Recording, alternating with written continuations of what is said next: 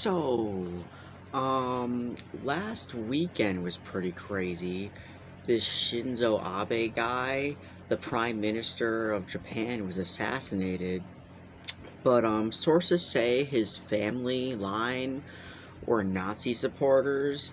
I suppose that's not a surprise. Not to mention Abe was known for war crimes.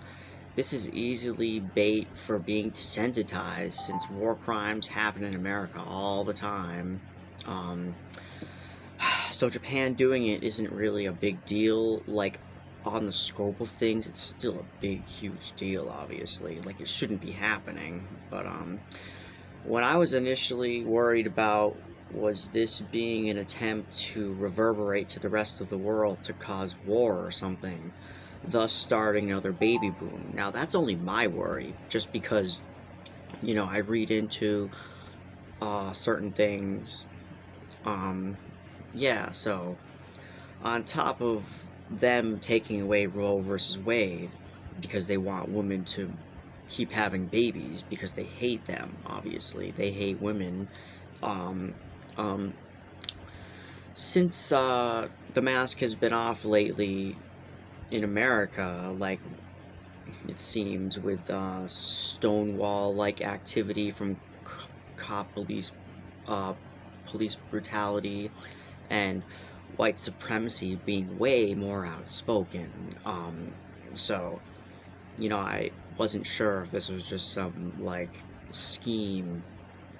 Anyways, that's just my craziness. Sri Lanka's Prime Minister, Ranal Wickrman, sorry, the names here, declared that the island nation economy had collapsed. He took office in May, trying to help initially what he already saw as hitting rock bottom. The president resigned after realizing it was too much, and thousands of people approached and stormed the president building. People were jumping in pools and hanging out in the office after they entered. Um, the government owed 51 billion. They usually stayed afloat from tourism, but the past pandemic years lessened the traffic and fear of terrorism. Uh, yeah, and this caused the economy crash to happen in the background until now. Obviously, obviously, they were pretty mad because of corruption also, but basically their economy is down by 80% currently, at last I checked. Uh, British Prime Minister Boris Johnson apparently only resigned because he was not following COVID guidelines, being a hypocrite, I guess, going outside of his home. Um, so that's not really as interesting, and I almost don't see it as, like, as connected to our world collapsing. Anyways, there's this article on Forbes.com, and I couldn't really get this one to copy paste the whole name of the thing, but inflation protests in Spain and Sri Lanka and Albania and Argentina and Panama and Kenya and Ghana, and there's all sorts of, like, panic going around, starting protests, and this is questioning, will it hit the United States? Obviously, it probably will. In general, people are protesting everywhere, coming out of their change and standing up for what's right and what they deserve, though this was bound to happen from global climate and corruption, whether or not COVID crashed in.